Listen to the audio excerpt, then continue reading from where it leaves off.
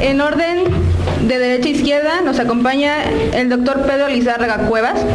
Es profesor de la Universidad Veracruzana, estudió psicología en la misma institución, maestría en psicología educativa en la UNAM y es doctor en educación por la UNED de España. Durante más de 25 años ha laborado como docente de la Unidad Regional Jalapa de la Universidad Pedagógica Nacional, donde ha participado en actualización y superación profesional de maestros de educación básica. En la Universidad Veracruzana, por un lapso similar, se ha dedicado a la formación de docentes en el área de la educación musical. Su campo de trabajo se divide en la psicología infantil, la sociología y la educación y el currículo. Su última obra se titula Jalapa, 1968, revuelta juvenil a medio siglo. Nos acompaña también el doctor Moreno Andrade. Realizó estudios de licenciatura en Sociología en la Universidad Veracruzana de 1985 a 1989, titulándose en 1992 con la tesis Modernización Industrial y Relaciones Laborales en Pemex, 1983 y 1989. De 1993 a 1994 cursó la maestría en Sociología del Trabajo en la UNAM Iztapalapa, presentando la investigación, representación social y estrategia de extrabajadores profesionistas de Pemex. Para graduarse en el año de 1995, el maestro de Ciencias Antropológicas, también por la UNAM de Iztapalapa. Obtuvo el grado de doctor en Ciencias Antropológicas de la misma casa de estudios el 21 de abril del 2003. Ha laborado como profesor en diversas instituciones educativas. Ha sido representante de la región Centro 1998 a 2000, de la Asociación Mexicana de Estudios del Trabajo. Tiene diversas publicaciones sobre el tema de la cultura, el poder, el sindicalismo y la historia de los trabajadores y la industria petrolera de México. Actualmente es profesor investigador del Centro de Investigaciones y Estudios Superiores de Antropología Social, Unidad Golfo, y pertenece al Sistema Nacional de Investigadores Nivel 1. Y junto a mí se encuentra el doctor Jorge Tirado Almendra, doctor en Historia y Estudios Regionales y profesor de tiempo completo en la Universidad Veracruzana. Sus áreas de interés son el cambio social, la modalidad histórica de subordinación del trabajo, las estrategias de transferencia de valor y los estados y regulación social. Su área de especialidad es el cambio social en el corto, mediano y largo plazo y en la pequeña y mediana gran escala. Actualmente trabaja en la investigación acerca de los movimientos sociales y el análisis de la coyuntura Cuenta con las publicaciones Modelos de Desarrollo y Regímenes de Acumulación de Capital, Estados y Mundialización, Falacias sobre la crisis y desaparición de los estados nacionales y desafíos para el cambio social, límites históricos de las reformas y las revoluciones. Bueno, pues comenzaremos a dar inicio con esta mesa redonda y comenzará a hablar el doctor Pedro Lizárraga Cuevas, memoria de la participación en el movimiento del 68 en Jalapa. Pues, va. Pausado con el café. Gracias. Hola, buenas tardes. Pues me da gusto estar aquí. Yo estudié aquí en Sociología hace un buen rato. Éramos algunas gentes ya que veníamos de otras carreras, algunos. Veníamos había gentes que habían terminado la normal, Derecho, había un tal Manuel Huerta por ahí que venía de Derecho. Y aunque no lo crean, me dio clases el Jorge Tirado, ¿no? Entonces, bueno, pues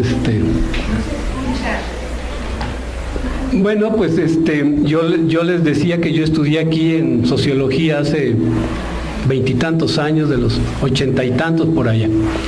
Yo originalmente vine aquí a pedirle a la maestra Yolanda si quería que me hice un librito sobre la participación de los estudiantes de hace 50 años en el movimiento 68, pero aquí en Jalapa. Entonces, le digo a la maestra, oiga maestra, a ver si pudiera yo presentar el libro Dice, pues será en otra ocasión, mejor te invito a una mesa redonda. Le digo, pues sale pues.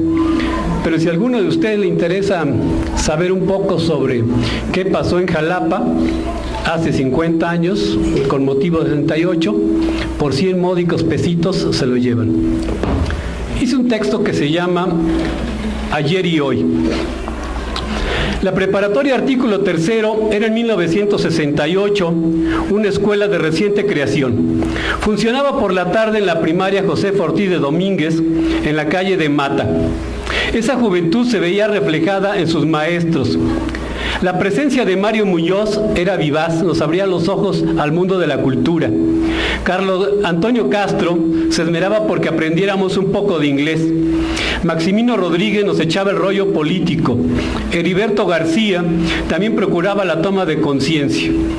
La presencia y mensaje del doctor Héctor Castañeda Bringas eran incuestionables y muy valorados.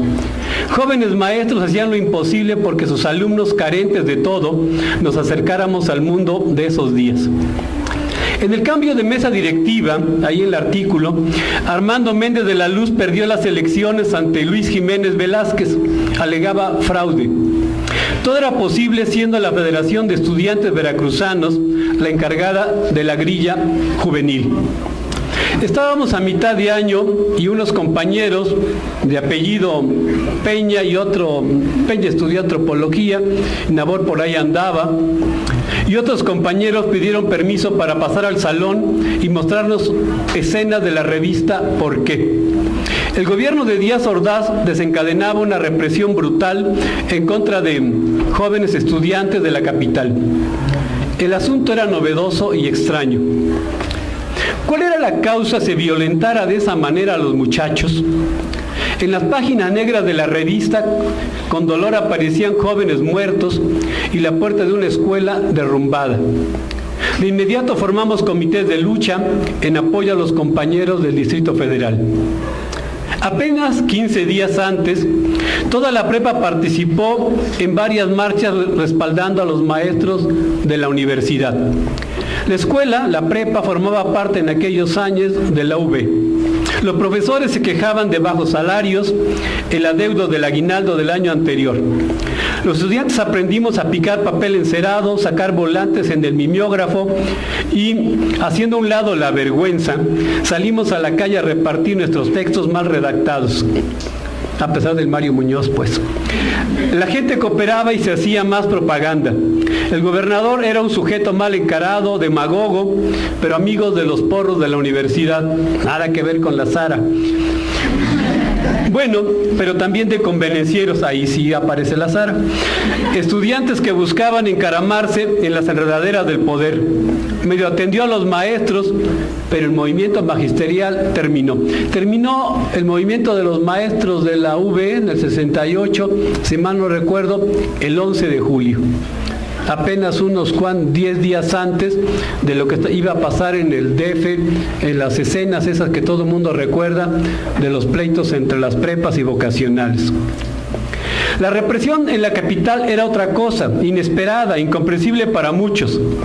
Por reclamar ante la irracionalidad oficial, los serviles del gobierno nos llamaron agentes del comunismo internacional, agitadores profesionales, admiradores de personajes extranjeros como Fidel Castro o el Che Guevara. La situación era más sencilla. Nos sentíamos afectados por la agresión padecida por los compañeros de la UNAM y el Poli. No había sentido alguno para que el gobierno matara a jóvenes solo por exigir alto a la violencia. En realidad no hubo una protesta, el movimiento no se inició por un reclamo, una demanda estudiantil.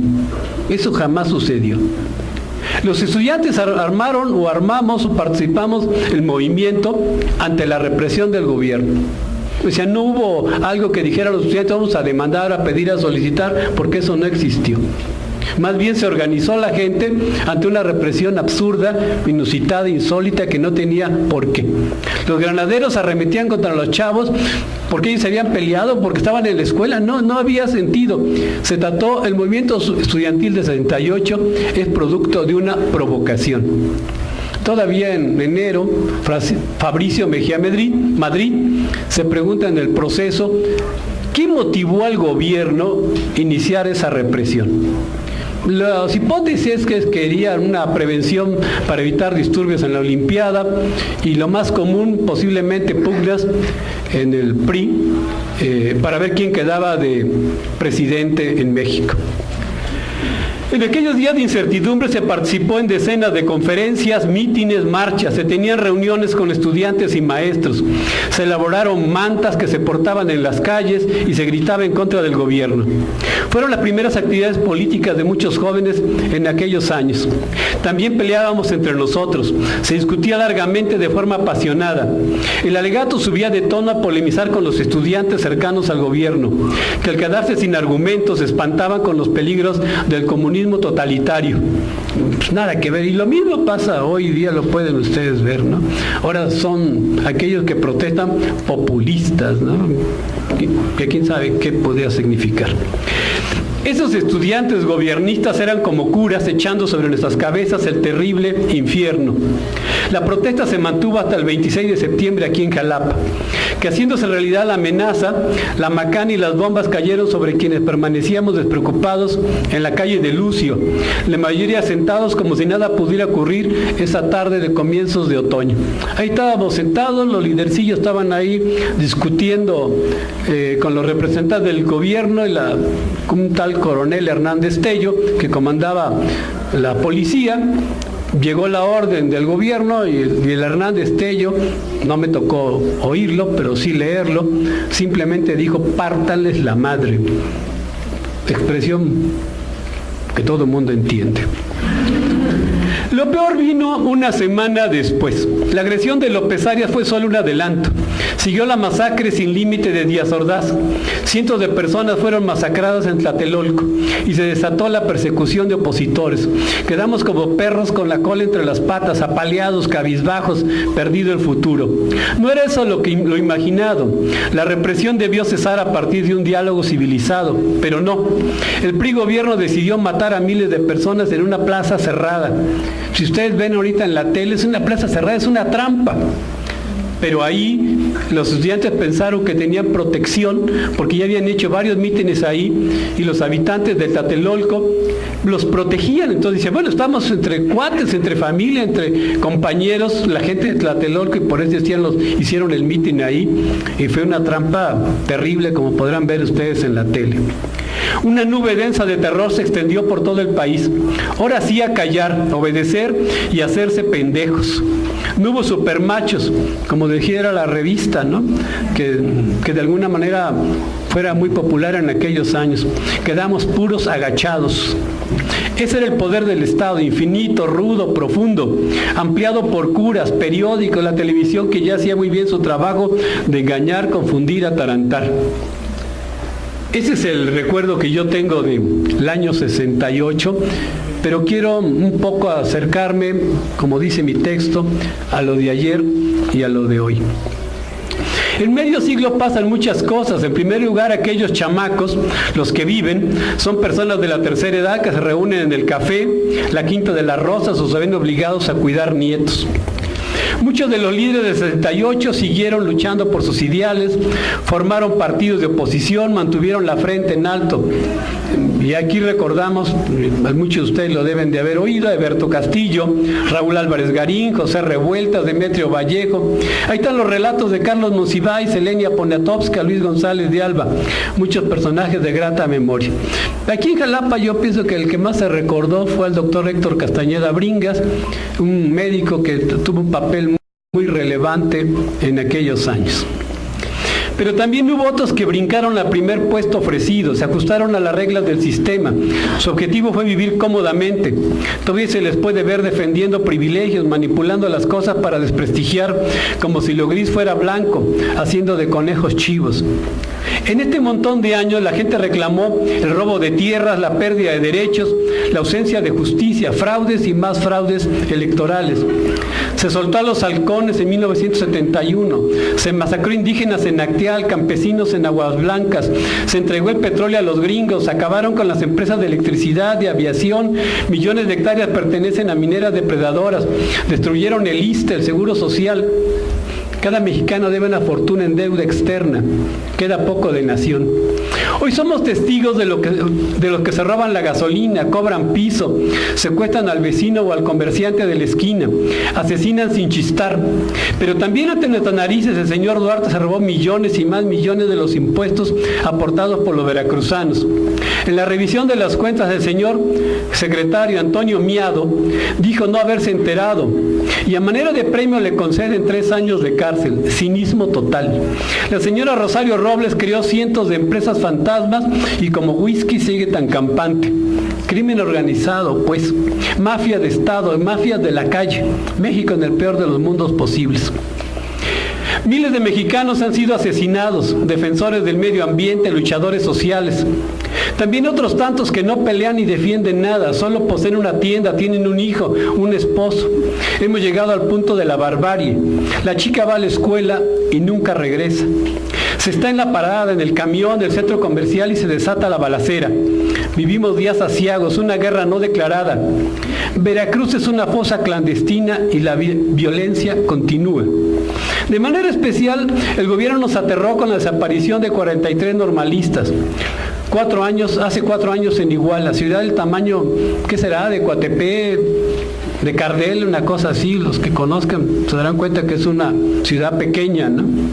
Los estudiantes se apoderaban de camiones, curiosamente para asistir a la conmemoración del 68, estaban en el 26, 27 de septiembre, boteaban y agarraron camiones como acostumbraban esos cuates de las normales, y dijeron, pues nos lanzamos al DF, ¿no? El gobierno y la policía federal vigilaron en todo momento los movimientos de los muchachos, cercaron la ciudad, quedó totalmente bloqueada Iguala, ¿no? Es una ciudad chica, y así de pronto los esfumaron. Las autoridades del más alto nivel se sacaron de la manga la quema de los muchachos en un basurero, según una quemazón hecha por narcos, una incineración desmentida por científicos, una historia de terror y engaño que quién sabe, pero posiblemente en un momento se desentraña. Claro, ya los soldados, los militares, le dicen al obrador, oye, ¿cómo vas a descubrir esto, no? Sería meter al bote a los generales, a Osorio Chong, al mismísimo Peña, ¿no? En el 68 desaparecieron miles de personas y nadie pudo reclamar. Los familiares se vieron obligados a callar. No hubo condiciones para demandar el esclarecimiento del genocidio. Se concedió impunidad a los asesinos. Ahí está todavía el Echeverría. En Ayotzinapa ha sido diferente. Los padres han denunciado el crimen de Estado estos 4 años. Se han realizado cientos de marchas y actos de protesta. Millones hemos utilizado las redes sociales para exigir se aclare lo sucedido. En México y el mundo se ha señalado la responsabilidad gubernamental, se ha persistido, hay firmeza. No es posible dejar pasar el crimen, el engaño, la manipulación. Se ha luchado en contra de la versión oficial respaldada por los grandes medios de papel y electrónicos. Es una batalla desigual, celulares contra televisoras, ciudadanos contra panegiristas profesionales, a sueldo, bien recompensados. Todavía puede uno ver la tele y ve uno de esos estúpidos ahí defendiendo que los estudiantes fueron masacrados en un basurero, fueron incinerados en un basurero. Absurdo, ¿no? Después de 2 fraudes, la obstinación de López Obrador y el hartazgo de la ciudadanía recientemente se impusieron a miles de obstáculos del sistema y en nuestras tibiezas. Los medios en su conjunto sembraron todo tipo de artimañas para impedir la entrada de un gobierno con tintes populares. Sin embargo, el triunfo fue incuestionable. Pero solo se ha ganado una fracción del poder. Los centros financieros están listos para desbarrancar el proyecto. Los políticos tradicionales acechan a cualquier desatino. Y vaya que cometen torpezas los que están ahí, los que acaban de entrar, incluyendo al Cuitlagua y peor el Hipólito, ¿no? A eso hay que agregar la inexperiencia y la falta de oficio de muchos funcionarios de nuevo cuño. Habrá que ver cómo se sortean los muros del imperio. En 1968 Estados Unidos se encontraba en pleno auge, concentraba la economía del mundo, tenía en toda América sus gorilas al mando, en Centroamérica, en Sudamérica, en todos lados. Los presidentes mexicanos eran agentes de la CIA, ¿no? ¿Quién sabe qué sea Peña? El dominio del capital era absoluto sobre frágiles intentos socialistas, tanto de Europa como de Cuba, pero pues eran cosa de nada con lo que significaba Estados Unidos y la Europa occidental. Estos intentos socialistas estaban plagados de limitantes y contradicciones. El modelo era sencillo. Este es el meollo posiblemente que uno pueda encontrar aquí, los que estudian sociología y lo que estudian. Imponer en todos lados la concentración de capital. Ese era el modelo que se implementó posiblemente desde principios del siglo pasado o antes, ¿no? Concentrar capital, hacer millonarios, ¿no? Es que me ha planteado, y eso lo decía Lenin, por lo menos lo que recuerdo en algunos libros que me dio Sandoval o Aikel, alguno de esos. Acá se copió el modelo al pie de la letra. Hay un puñado de supermillonarios y 100 millones de pobres y unos cuantos ahí que más o menos trabajan en la UV. 2018 es distinto, el imperio se tambalea, compite contra la fábrica china. Ahora la mercancía viene de Asia, Corea, Japón, India, y el patético Trump se pelea con sus socios de Europa y su vecino Canadá. Por más que quiera Estados Unidos, está en declive, jamás volverá a ser lo grande que fue. El riesgo de que en su desesperación oprime el botón nuclear, el riesgo es que en su desesperación, si allá no tienen opción los gringos, ¿no? Oprime el botón nuclear y el mundo vuelve hecho pedazos, ¿no? Y me regreso acá a Jalitic. En esta tierra de tamales y de migrantes solo nos queda iniciar la recomposición de las ruinas que deja el PRIAN. No solo hay bancarrota, el país está destruido, o sea, por donde se le vea, todo está destruido, no solo las calles de Jalapa, ¿no? Se hace indispensable conocer con exactitud el grado de deterioro económico, social de los recursos naturales. Y lo único que les queda a ustedes, a los chavos, es reconstruir, ¿no? O sea, porque de alguna manera los que tienen que hacerlo son ustedes. Para ello se exige la crítica más radical a la realidad, o sea, hay que entender realmente lo que está pasando, qué obstáculos nos encontramos. El poder, la acumulación, jamás aceptará perder privilegios, eso también habrá que saberlo, lo deben de saber, ¿no? Enemigos de la transformación abundan. Y más que transformación, de lo que hablan estos señores de Morena, en realidad no son transformaciones, ¿no? Lo que hubo en 1810 fue una revolución, lo que hubo con Juárez fue revolución, y la del 1910 ya ni se diga, pero claro, no pueden decir revolución, tienen que decir transformación o cualquier otra cosa que pudiera asimilar algo parecido, ¿no? Y entonces yo creo que ustedes, los chamacos, tienen un papelote, ¿no? Un paquetote, ya no veo bien, tienen un paquetote. Tienen un problemón enfrente, ¿no? Recomponer toda esta destrucción, esta ruina que han dejado estos gobiernos de, no sé, 60, 70, 80 años atrás. Ya termino, me faltan 3 renglones. Al gobierno que entra hay que exigirle, no se pueden aceptar errores, torpezas, desvíos y mucho menos mentiras y traiciones. Se cuenta con decenas de asociaciones civiles y numerosa juventud que debe luchar por su futuro. Exigamos programas para los más necesitados, creación de empleos, recuperación del espacio urbano, planes de seguridad, abundan necesidades, hay ausencia de proyectos. Para mi gusto, Hipólito ya debe conocer Jalapa, es hora de que ponga a hacer programas, ¿no? Que proponga algo, que deje de estar ahí papando moscas. Cuitláhuac, que es hijo de un profesor de esta facultad cuando estaba aquí pedagogía, seguro le falta experiencia, ¿quién lo podría negar? Hay que ayudarle y exigirle, pero no se puede ser condescendientes. Veracruz quedó como si lo hubieran azotado tsunamis, sismos y huracanes, es hora de rehacer.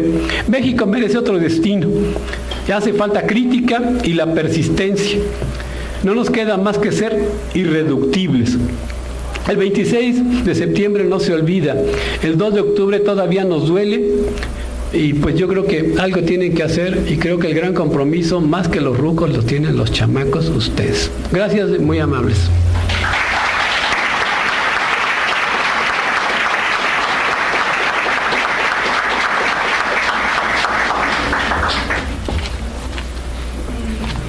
¿Perdón? ¿Yo? Sí. Muy buenos días. Agradezco mucho a la facultad, a través de la profesora Mirna y de la doctora Yolanda, que estar aquí presente ante ustedes, situación que para mí me causó un problema porque estaba pensando, yo no viví el 68, bueno, sí lo viví, pero estaba muy pequeño. Entonces para mí el 68 es algo que estaba alrededor de mis circunstancias, pero era una etapa en que a mí realmente lo que me interesaba era estar jugando, ¿no? Como un niño, ¿no? Era un niño muy pequeño, en ese momento yo tenía 5 años, no hay recuerdos en mí acerca de la movilización. Sin embargo, los efectos están en mí, como están en todos los que estamos aquí presentes, lo cual hace que sea una situación de corte histórico, ¿no? Que trasciende al sujeto, en este caso yo. Y entonces por eso había pensado cómo voy a nombrar esto que estoy haciendo, y puse yo, el 68 y la sociología, ¿no? Entonces estaba pensando, bueno, entonces comenzar, como siempre he pensado que se tiene que empezar algo analítico que tiene que ver con la experiencia personal y mi relación con ese objeto que llaman 68, o que estamos llamando aquí 68, que es bastante complejo, que por lo visto no hay un 68, sino parece que hermenéuticamente hay 68 por persona, ¿no? Que los están viviendo. Sin embargo, vamos a tratar de encontrar las líneas generales que hablen del 68, como una forma de estructuración. ¿No sé yo lo que dije anteriormente? ¿Sí? Bueno. Entonces, la idea es a partir de mi propia subjetividad, comenzaré abordando este tema. Estoy pensando que en aquella época que me recordó que en el 68, ¿de qué me acordaba? Pues me acordaba que no se usaban celulares, ni siquiera los CDs existían. Lo que había era unos aparatos para poner discos de acetato, había una marca raras como Studebaker, no había Philips, Philco. Era otra situación tecnológica también la que existía en aquel momento. La televisión era de bulbos, de aquella época, quienes somos ahí de aquellas muy anteriores épocas, pues se tenía que calentar la televisión, se prendía hasta que ya estaba una vez caliente los bulbos, que eran unos focotes de ese tamaño que iban atrás, ya aparecía la imagen, ¿no? Entonces había muchas dificultades de comunicación en el sentido en el que nosotros lo vivimos ahora, ¿no? Que el caso de Ayotzinapa, pues rápidamente se supo casi al instante lo que estaba ocurriendo, pero en el 68 eso no estaba. Y aparte de la cuestión tecnológica, en la cuestión política, los medios de comunicación estaban completamente controlados. Yo sí tengo en mis recuerdos de aquella época la imagen de Jacobo Zabludovsky, si me queda muy claro. Yo jamás vi las declaraciones esas famosas que ahora puedo ver en el YouTube de lo que dijo en el 68. En ese momento a mí me pasaron en banda, no era mi interés, pero yo vivía en la Ciudad de México en aquella época y me vinieron ciertos recuerdos. Lo segundo es que yo provengo de una familia de militares, entonces también, siendo mi padre militar, mis primos militares, muchos de mis familiares militares, también había otras concepciones acerca de lo que ocurría en ese momento en la visión desde el ejército y la visión desde otras instituciones del Estado. Es decir, no era tanto que yo proviniera desde la sociedad, sino cercano a lo que era, digamos, mi familia es ligada al Estado y a lo que era el Estado en aquella época, ¿no? ¿Cómo pude yo? Lo que sí, había muchos libros en la casa y uno de los libros que más me llamó la atención, que de los libros que compró mi padre, uno fue La noche de Tlatelolco, que era la versión de Elena Poniatowska en aquel momento y fue muy influyente en mí, ¿no?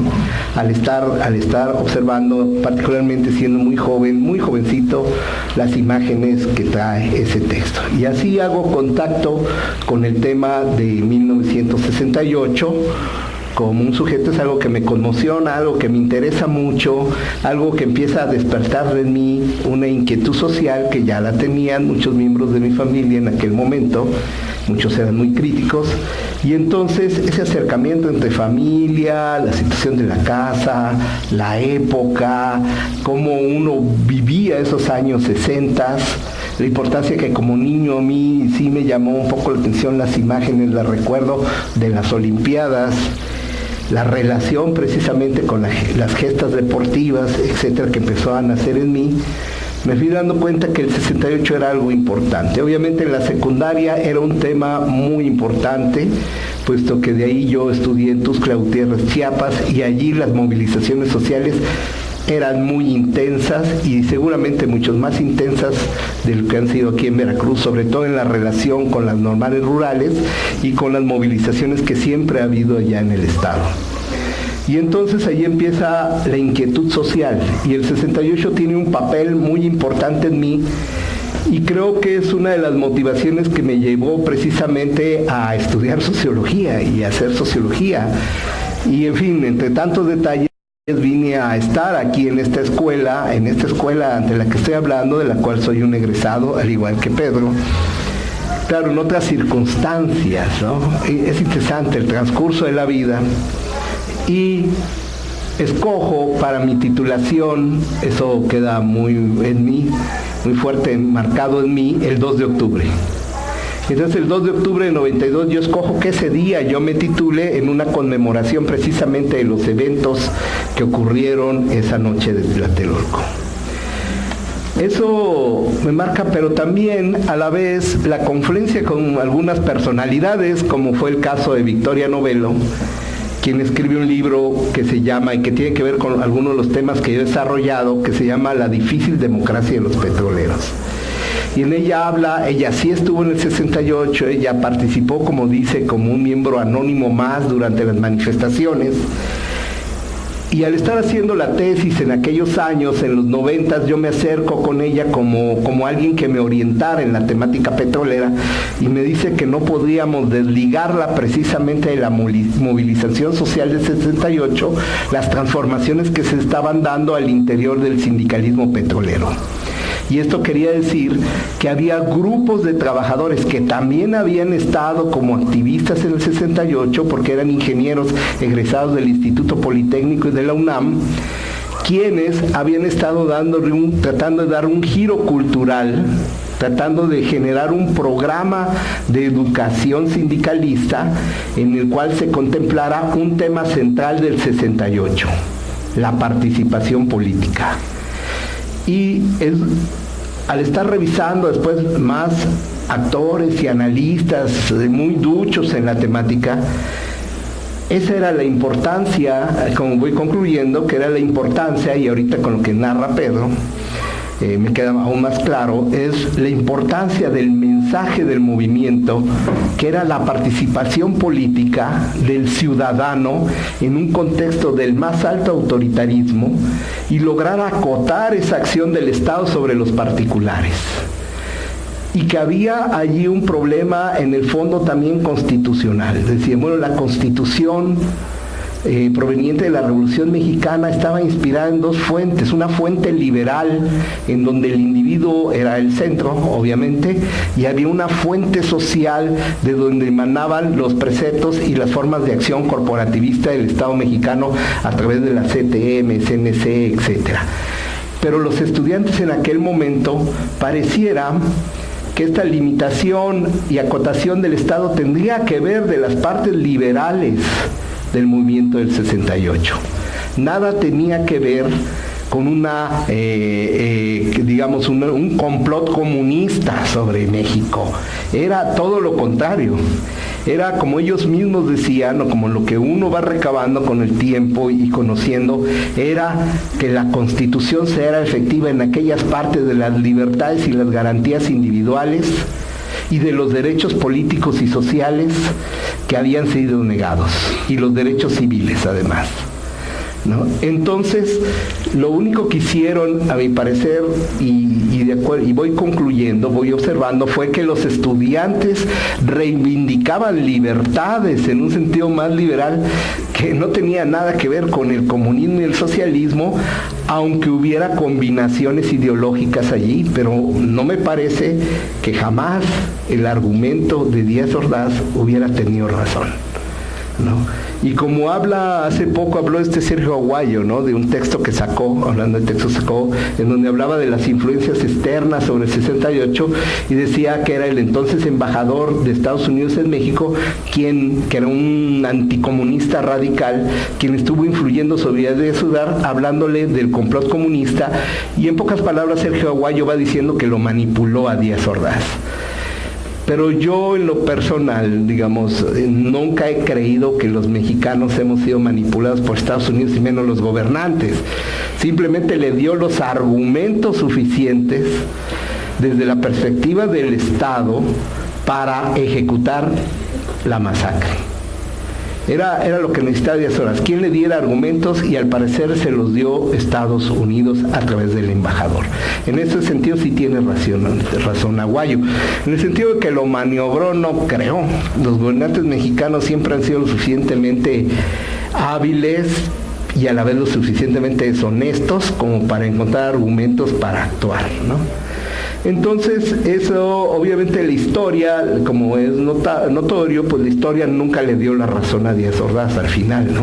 No paró ningún complot de los comunistas en ningún momento, sino intentó la perpetuación de un régimen autoritario en una escala que les había sido funcional, pero que ellos jamás pudieron entender que los que más habían obtenido beneficios, que había sido esa clase media que podía estudiar, se les revelara.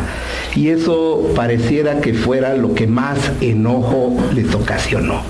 ¿Cómo es que los más, entre comillas, consentidos del régimen, que pueden estudiar cuando nosotros no pudimos estudiar tan fácilmente, ahora resulta que quieren más libertades?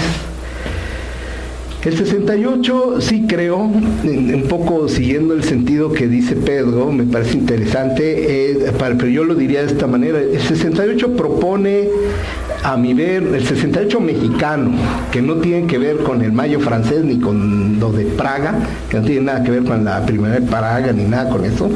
El 68 mexicano puso en evidencia el carácter autoritario del Estado mexicano, pero también de su ideología.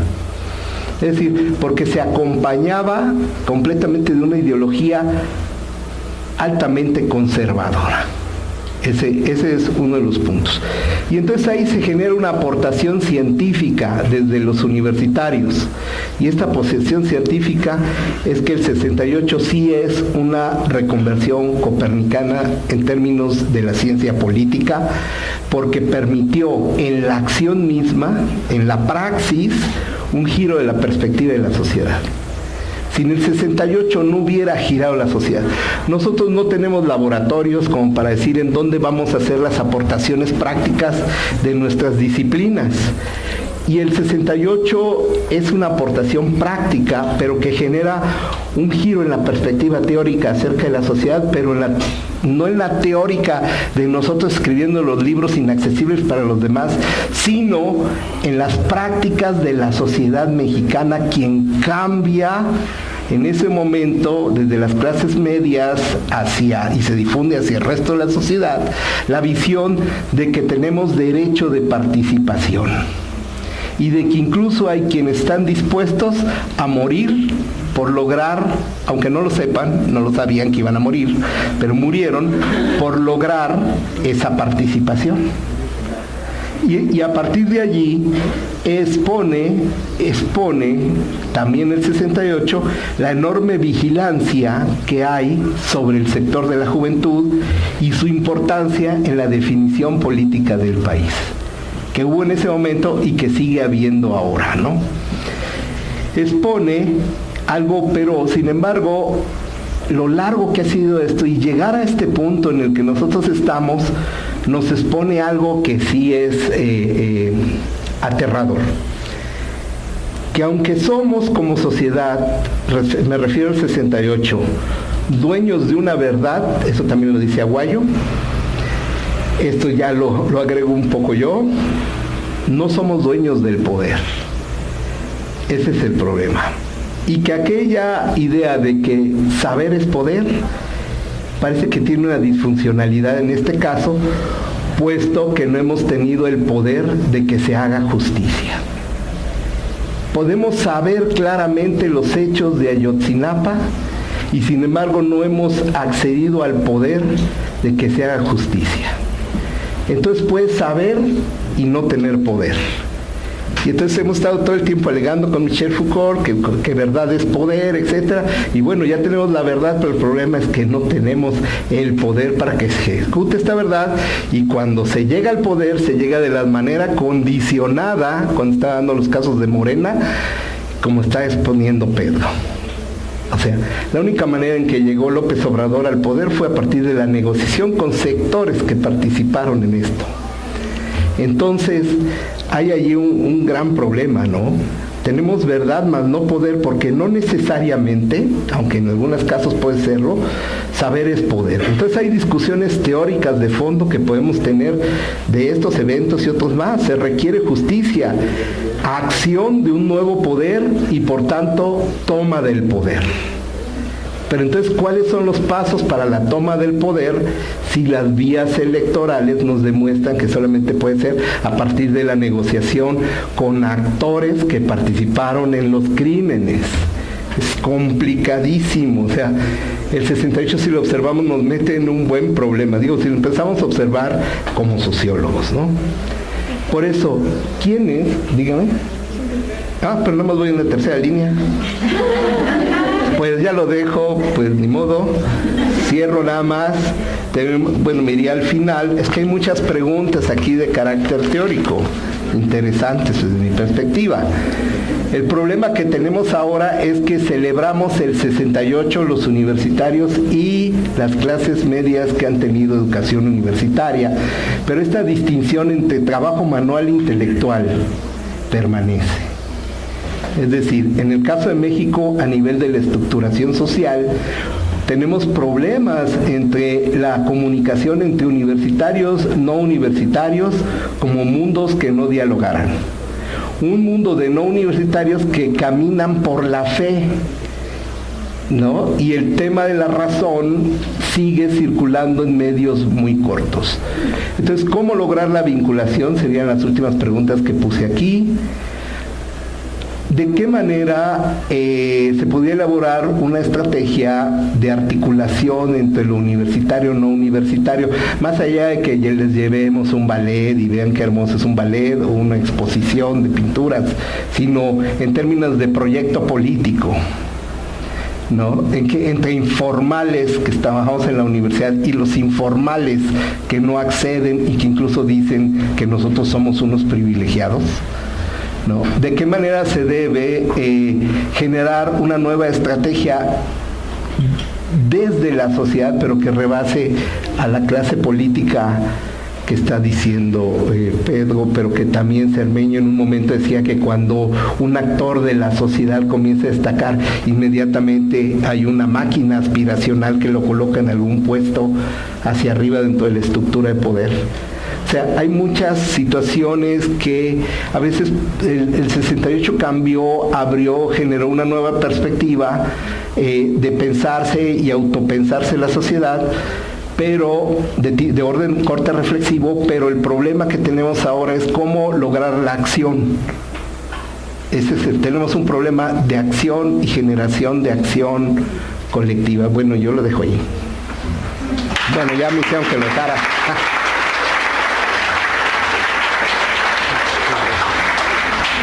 Vamos a ponerle la diapositiva, ¿no? Esta va a ser la siguiente intervención. Después de esto comenzaremos con las rondas de preguntas. A ver, ábrele, por favor.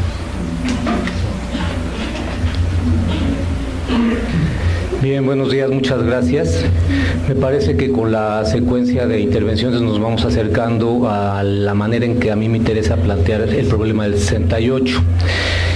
La primera pregunta que haría es de ¿cuál 68? ¿En qué lugar? Fue un fenómeno con carácter internacional, global, mundial, que no se reduce a los sucesos de Tlatelolco ni a los sucesos de Jalapa, pero los sucesos de Jalapa, de Tlatelolco, de Iguala y de muchas otras partes tienen que ser ubicados simultáneamente en este contexto. Me parece que sí hay una afinidad importante vinculada por la lucha contra el autoritarismo y contra la versión edulcorada, endulzada del autoritarismo, que es el liberalismo, particularmente el liberalismo socialista o el social liberalismo. Ya intentaremos ver de qué se trata.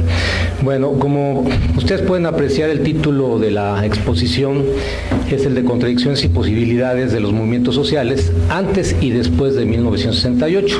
Aquí el objetivo es ilustrar la utilidad de los análisis sobre el cambio social a largo plazo y gran escala para el estudio de los cambios sociales a corto plazo y pequeña escala, indudablemente encaminados hacia las exigencias de la transformación social.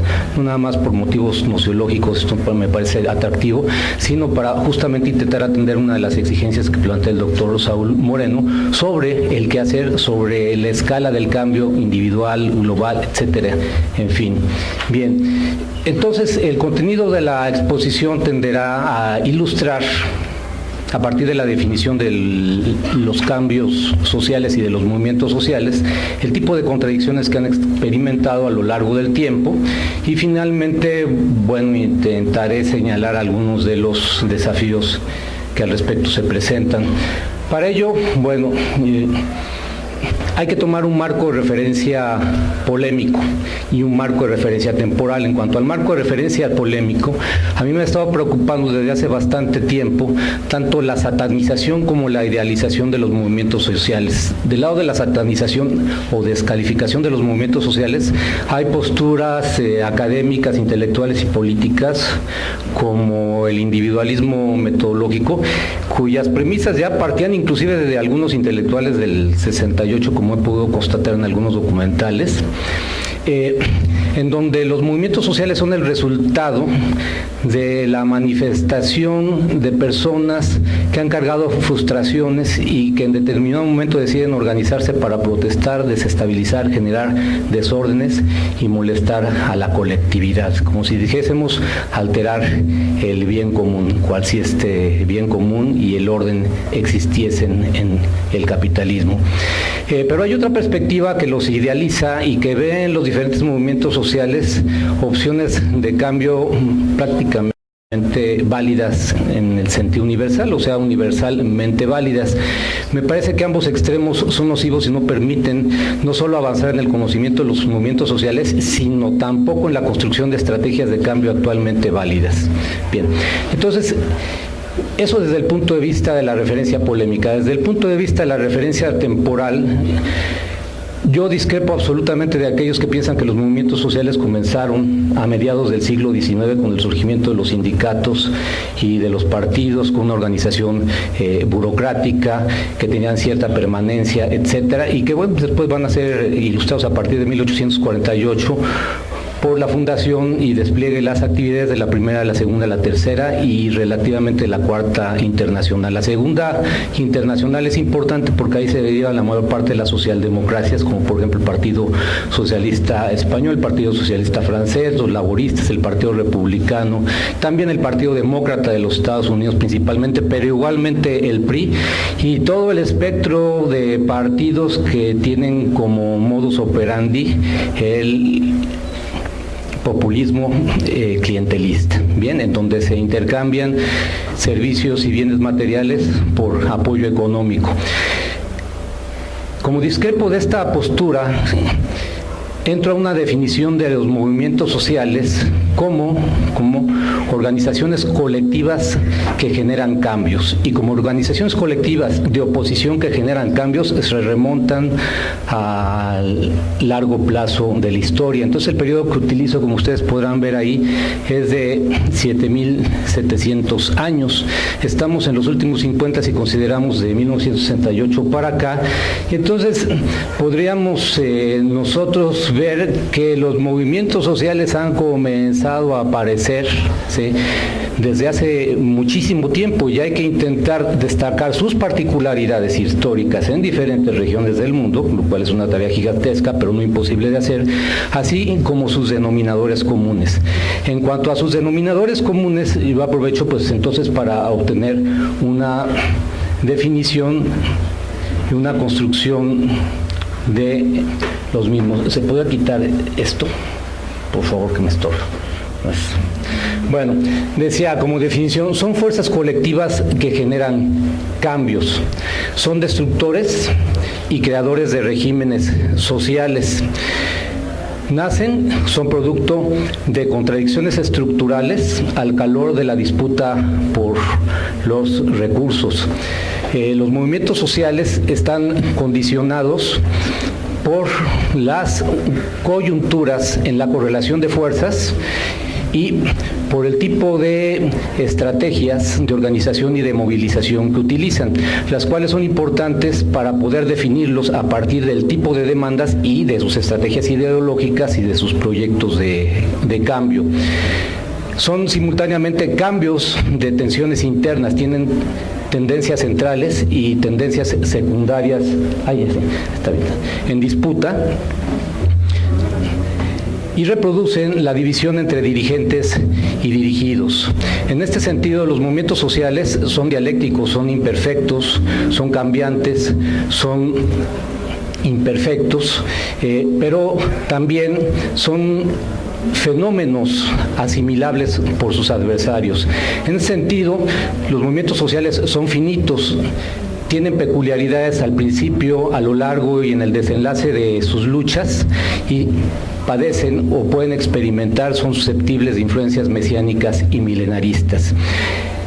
Esto hace que los movimientos sociales realmente no sean factores de cambio efectivo en lo inmediato y nos permiten aquí afirmar la inexistencia de revoluciones hasta la fecha. Desde que existen los movimientos sociales no ha habido revoluciones sociales y entendemos por estas transformaciones radicales en la estructura de poder y de apropiación de los recursos en la sociedad. Y la prueba es muy sencilla, continúan existiendo jerarquías, como señalaban los compañeros, continúan existiendo desigualdades, continúan existiendo abusos que nos permiten apreciar que la tarea del cambio social revolucionario aún está pendiente, como está pendiente la construcción de una izquierda en sentido creativo, no colaborativo, que renuncia al sometimiento.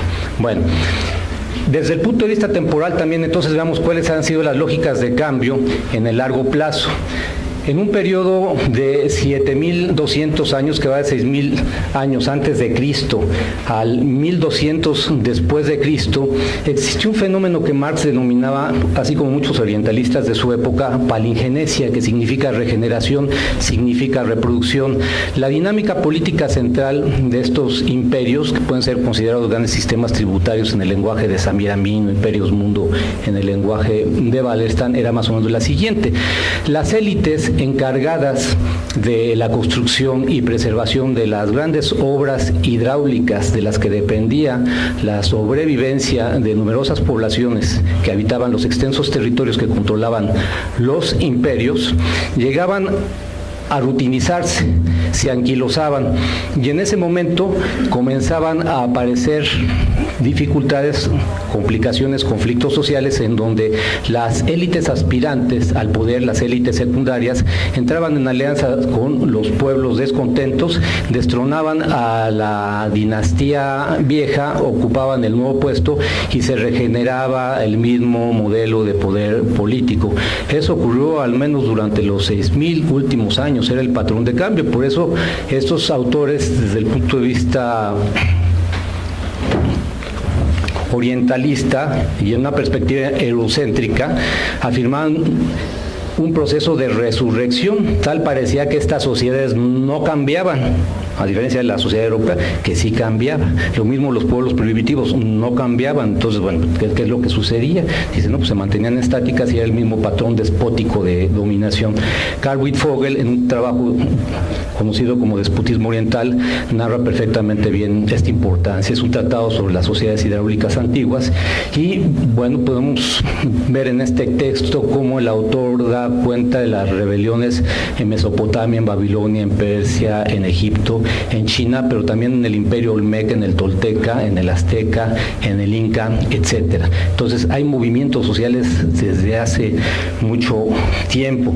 Las rebeliones se daban porque, bueno, pues había periodos de sequía, había periodos de hambruna, había periodos en los que se intensificaba el reclutamiento militar y aparte, bueno, del anquilosamiento de las élites dominantes, crecía el descontento y se provocaban las rebeliones y la emergencia, que iban regenerando la centralización del poder de un modo cada vez más sofisticado, en donde las élites aprendían a mejorar sus mecanismos de control social. No, qué bueno.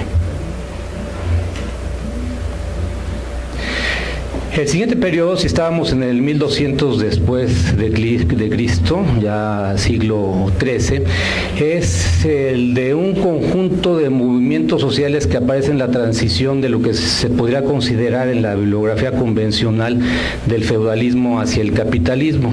Estos movimientos fueron muy importantes en la erosión de las estructuras políticas y económicas del feudalismo como estrategia histórica de acumulación de poder y de riqueza, y surgían por oposición a los abusos, a las arbitrariedades de los príncipes y del clero cristiano. Fíjense, en este periodo ya existe el imperio sacro romano germánico, que se funda en 962 después de Cristo, obviamente, y bueno, al avanzar el poder de la Iglesia sobre los territorios y sobre las poblaciones, también van apareciendo revueltas sociales. Dentro de estos movimientos había particularmente 19 que me resultan particularmente sugestivos, entre los que se hallaban las tradiciones de la disidencia religiosa, los ideales de la vida apostólica, los mesías de los últimos días, el mesianismo de los pobres desorientados, los pobres de las últimas cruzadas.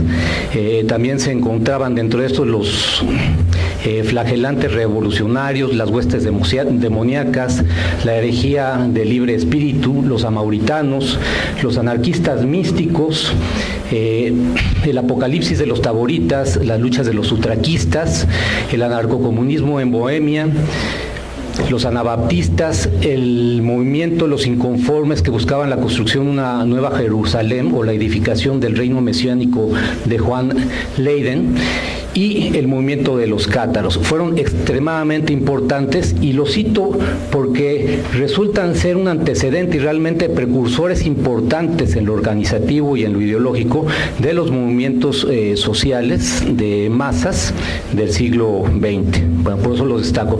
Tenían 5 características, 5 peculiaridades que les daban una materialidad y una eficacia y una radicalidad contundentes.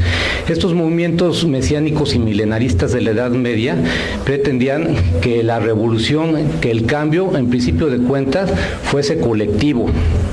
En segundo lugar, fuese total, es decir, fuese perfecto, no dejase escapar ninguna dimensión de la existencia, fuese inmediato, tenía que ocurrir ya, y fuesen terrenales, aquí en la tierra, no en el cielo, como lo prometía la Iglesia Católica.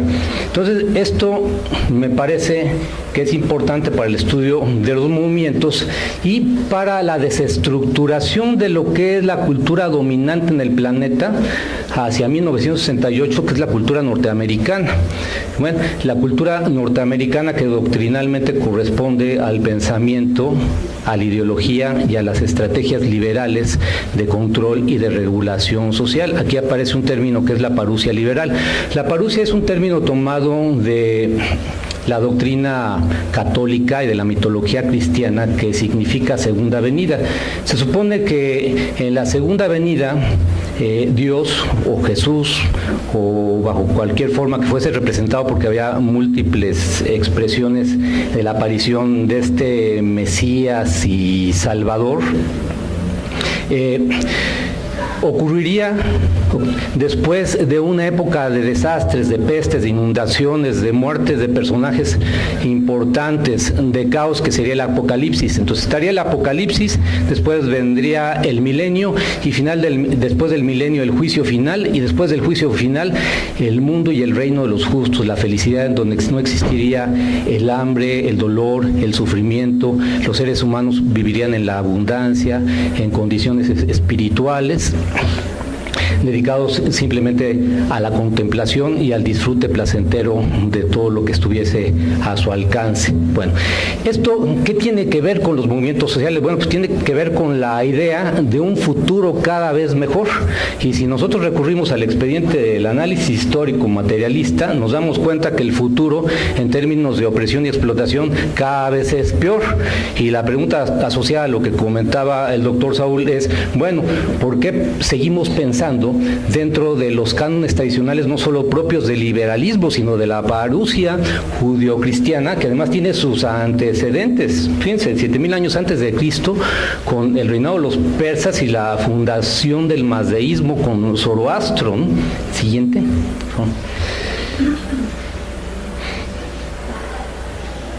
La idea del American Way of Life que aparecía en la lámina anterior es la lámina del mundo feliz en el que pueden vivir y aspirar los elementos de la clase media, formada por el modelo de producción norteamericano que llegó a difundirse por todo el mundo después de la Segunda Guerra Mundial. También había un modelo de vida para los países socialistas. Bueno, en el 68 toda esta mitología se derrumba, se va relativizando y se va cuestionando. Entonces pongo ahí el caso de 1968 como un suceso importante desde el punto de vista no solo local, nacional e internacional, sino desde el punto de vista histórico en el largo, mediano y corto plazo, porque efectivamente se trata de una revolución cultural, de un trastocamiento de los fundamentos o del paradigma metafísico elemental o de las concepciones del mundo dominante, no solo sobre la existencia, sino sobre la posibilidad del cambio. Aquí ustedes pueden ver a la izquierda la imagen de Malcolm X y del otro lado la imagen de Martin Luther King. Los puse porque uno representaba, digamos, la vía radical y violenta de reivindicación de los derechos civiles de los negros en los Estados Unidos, y Martin Luther King era la vía pacífica. Finalmente hay una hibridación y, bueno, la participación de ambos termina en que en el asesinato, en el crimen, los matan, los exterminan, se disuelve el movimiento, la represión sobre los negros es intensa, pero a partir de esto se avanza en el reconocimiento de los derechos civiles, no solo de los negros, sino también de las mujeres, de los homosexuales, de las minorías raciales, y más adelante, en diferentes países, pues el reconocimiento de los derechos de los indígenas, vinculadas a las protestas pacifistas antinucleares, a las reivindicaciones ecologistas, a la importancia de la libertad de la educación, porque antes de 1968 la educación en las universidades era completamente cerrada, hermética, autoritaria, no existía la libertad de crítica. Bueno, tampoco está generalizada, no todas las facultades son críticas y hermosas como la de sociología, ni tampoco, de verdad, como lo que existe como forma de pensamiento dominante en el CIESAS, pero hay un avance importante. El 68 tiene sus avances y también tiene sus retrocesos. A partir de aquí surgen nuevos movimientos sociales, ¿sí? Pero ya estos nuevos movimientos sociales parten de lo que me parece más reivindicable de 1968 como una revuelta y una revolución cultural, que consiste en la desfetichización de todos los lugares comunes que forman parte del pensamiento liberal y de nuestras idiosincrasias en los centros, en las periferias o en las semiperiferias. ¿Qué es lo que se desmitologiza, lo que se desfetichiza? Se desfetichiza, por principio de cuentas, el racionalismo y el humanismo. También son desfetichizados el antropocentrismo y el eurocentrismo. Es desfetichizada la idea de cambio social bajo la modalidad de progreso, de desarrollo para alcanzar el bienestar. Se desfetichiza la idea del bienestar, ¿verdad? Se desfetichiza el concepto de Estado y de poder político, pero también se desfetichiza la idea del mercado de libertad de empresa y de beneficio generado por las corporaciones multinacionales como aportadoras de trabajo y de riqueza socialmente distribuible. Es desfetichizada la religión, el derecho, la moral, la familia y el trabajo. Pero fíjense ustedes, También es desfetichizado el papel y la misión encomendada a los sindicatos y a los partidos políticos. Y este punto es muy importante porque tiene que ver con las estrategias de cambio dominantes impuestas por el liberalismo y que contaminaron profundamente a las tendencias marxista-leninistas. Si Marx hubiera visto esto, yo creo que hubiese muerto de tristeza, porque los partidos socialistas solamente eran socialistas y comunistas en la forma, en la práctica eran auténticas dictaduras con campos de concentración, de la misma manera que, ¿verdad?, los tenían los nazis, y hay campos de concentración distribuidos por el capitalismo convencional en múltiples centros de trabajo. Bueno, pero ¿qué sucede aquí? ¿Cuál era la estrategia de cambio convencional y qué es lo que se derrumba?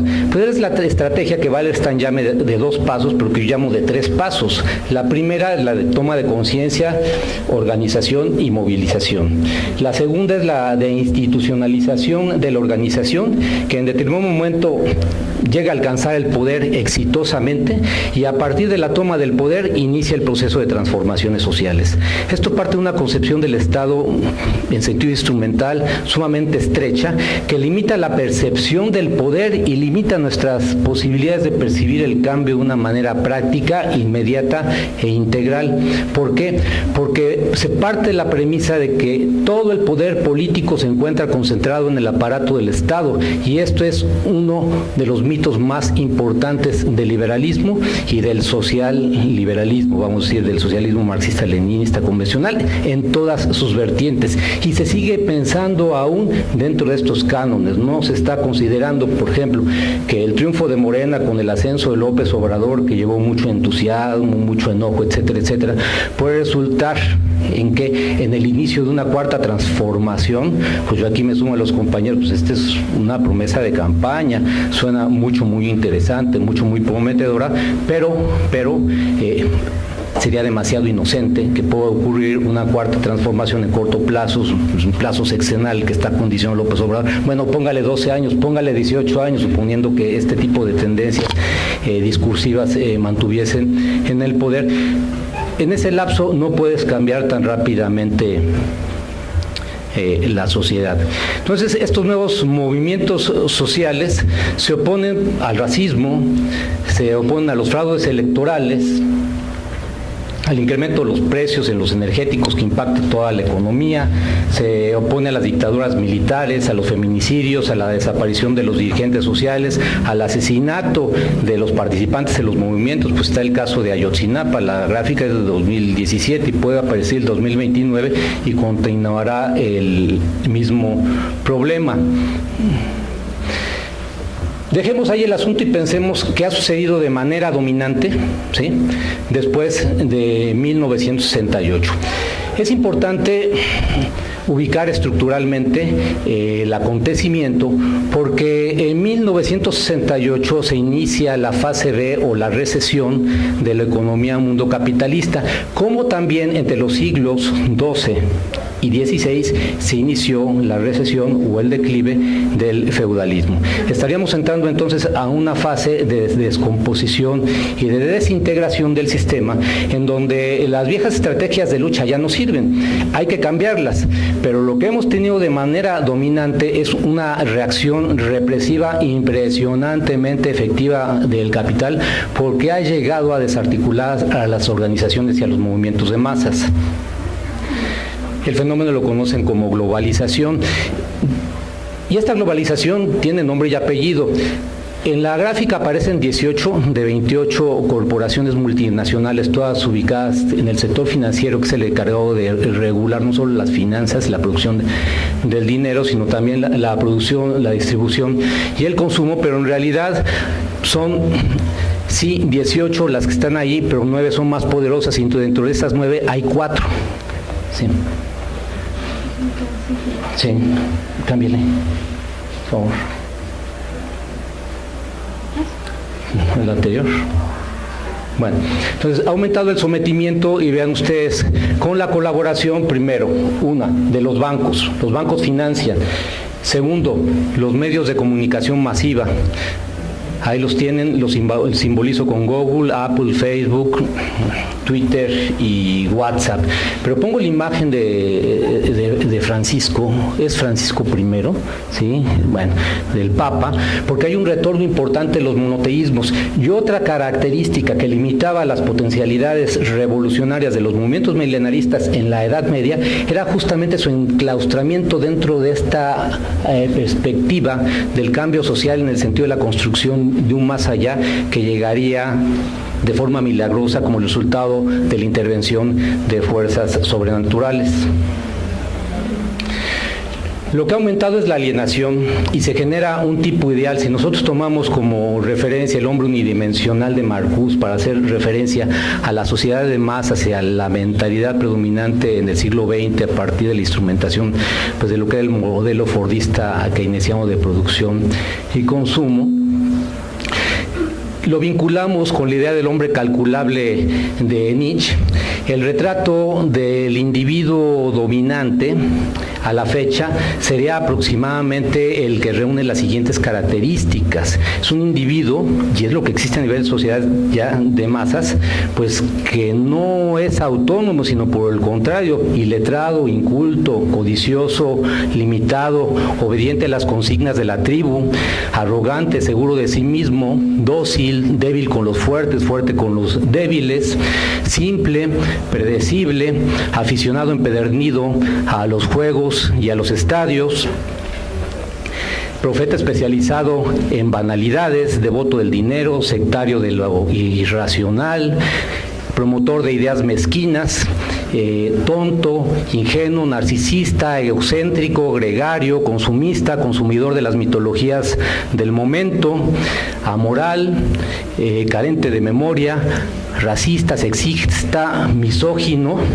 oportunista, conservador y reaccionario, con todos los atributos necesarios para construir la personalidad de un fascista ordinario, dispuesto a ocupar un lugar en el escenario del teatro del mercado nacional y en el internacional. Estos son los atributos del individuo blanco, varón, adulto, cristiano, heterosexual, con derecho a ejercer la violencia en forma monopólica sobre mujeres, homosexuales, musulmanes, niños, hombres, minusválidos, prisioneros, etcétera, etcétera, sobre los más débiles, ¿no?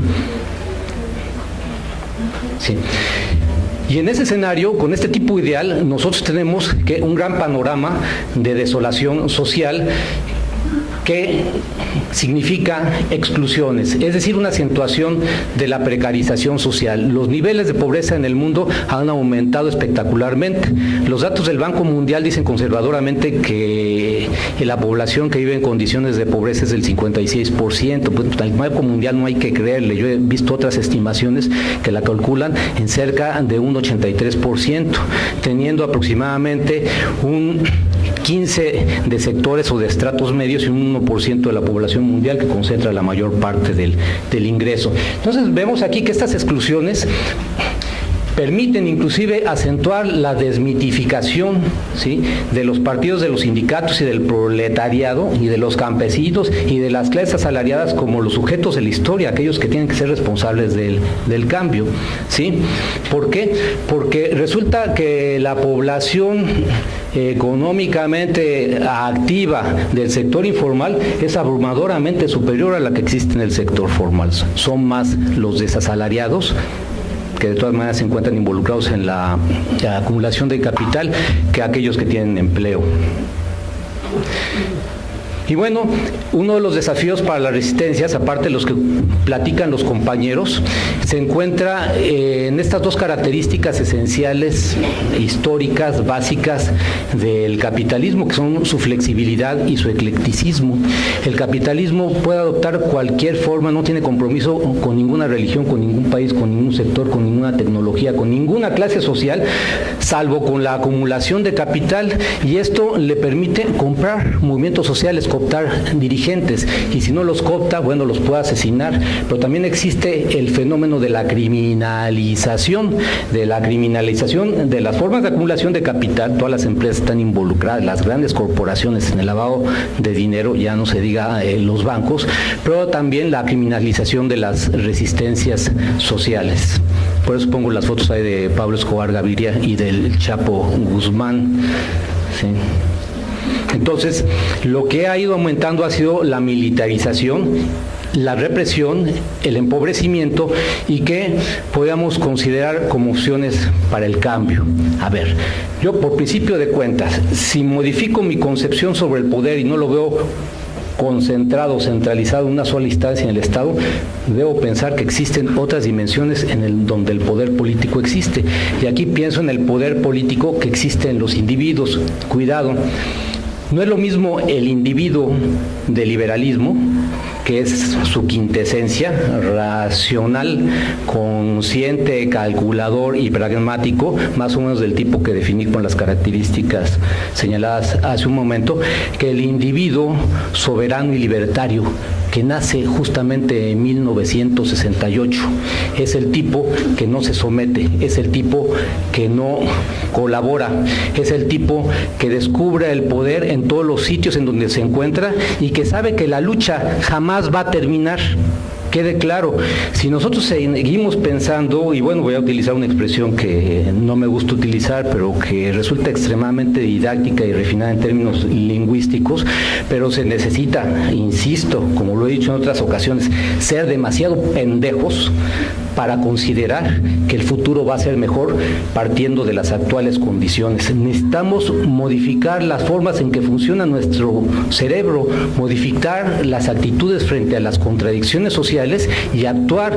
Y no es necesario esperar un futuro luminoso en donde el cambio se dé de manera local, nacional o global, de manera luminosa y justiciera, porque el cambio lo podemos iniciar desde este instante, desde este preciso instante. Como comentaba a los compañeros de aquí de la facultad hace algunos años, ¿quieres cambiar al mundo? Pues comienza por ti mismo y deja de estar fastidiando a los demás, porque a todo el mundo le tiras línea, pero tú eres portador de un cúmulo de contradicciones internas que lo que menos impides es un cambio revolucionario. Entonces, indudablemente sí se puede. ¿Cómo hacerlo? Pues desde ya en cada uno de nosotros. Y tú dices, bueno, pero el individuo, no, pues aliado con otros individuos. Miren, en las consignas, y con esto termino, de los grupos de AA, de Alcohólicos Anónimos, se dice, solo tú puedes lograrlo, pero no puedes lograrlo solo.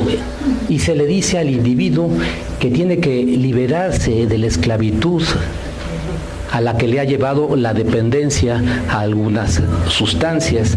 En el campo de la sociología política puede decir, bueno, y esto lo hemos comentado, compañera Mirna, ¿no? Sí, nadie libera a nadie, pero nadie se libera solo. Entonces, es un trabajo que hay que realizar a escala individual y a escala colectiva. No es posible pensar, bueno, sí es posible pensar en una estrategia de cambio general global, pero respetando la particularidad de todas las reivindicaciones y finalmente, y esta no es una idea mía, es una idea de Wallerstein, señalando la importancia estratégica de todos los sectores en lucha. No hay una reivindicación más importante que otra. Las reivindicaciones del proletariado y del campesinado no podían ser colocadas como lo fueron por encima de las reivindicaciones femeninas, de las reivindicaciones juveniles, de las reivindicaciones de los minusválidos, los homosexuales, etcétera, etcétera. Todas las reivindicaciones son importantes, como es importante dar la lucha contra el poder de dominación, contra el poder de sometimiento en todos los lugares donde se encuentre. Y como conclusión podría lanzar la consigna. Una de las cosas que tenemos que hacer es también desmonoteizar al mundo, descristianizarlo, desislamizarlo, desjudaizarlo, porque justamente lo que enseña la religión y las culturas es el sometimiento. Es hora de la transformación social y no hay que esperar a que alguien nos venga a decir cómo para comenzar a actuar. Muchísimas gracias.